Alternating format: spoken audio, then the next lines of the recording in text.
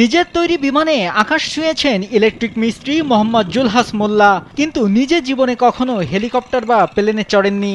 আর তার এই স্বপ্নের পথে পাশে দাঁড়িয়েছেন বাংলাদেশ বিমানের অবসরপ্রাপ্ত ক্যাপ্টেন আবদুল্লাহ আল ফারুক।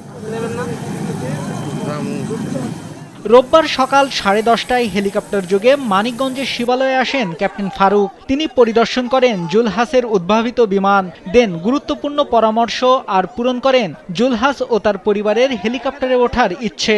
সবগুলো কিন্তু একটা পার্ট বাই পার্ট ওকে জানতে হবে। ও জানলে তোমার তো এইসব ইনস্ট্রুমেন্ট আবার তো নাই কিছু না। আচ্ছা ওর পরে বলবেন না যে আবার কি, তো এই সবটাই কিন্তু জানতে হবে। জানতে জানতে তারপরে ও এক স্টেজে আসবে। এটার জন্য অনেক বড় প্রজেক্ট দরকার, অনেক বড় হ্যাঙ্গার দরকার। নিজের তৈরি বিমান উড়িয়ে তাক লাগিয়ে দেওয়া জুলহাস মোল্লা জানান 4 বছর ধরে বিমান নিয়ে কাজ করছেন। প্রথমবার ব্যর্থ হলেও দ্বিতীয়বার সফল হন। ক্যাপ্টেন ফারুক তাকে বিভিন্ন পরামর্শ দিয়েছেন, এতে জুলহাস কৃতজ্ঞ। লাস্ট 1 বছরে আমি এই বিমানটা তৈরি করি এবং এটাতে অনেক পরিশ্রম, অনেক মেহনত এবং অনেক ক্যালকুলেশন করতে হয়েছে। অবশেষে আল্লাহর রহমতে এটির ওয়েট ব্যালেন্স এবং সবকিছু সঠিকভাবে হওয়ার কারণে এটাকে আমি টেক আপ করতে পেরেছি। আর বিশেষ করে এটাকে আমি কখনোই বেশি উপরে ওঠানোর চেষ্টা করিনি, সেটা আমার সেফটির জন্য। দ্বিতীয়বারের মতো জুলহাস যমুনার চরে নিজের তৈরি বিমান নিয়ে হাজির, আবারও আকাশ ছুবেন বলে।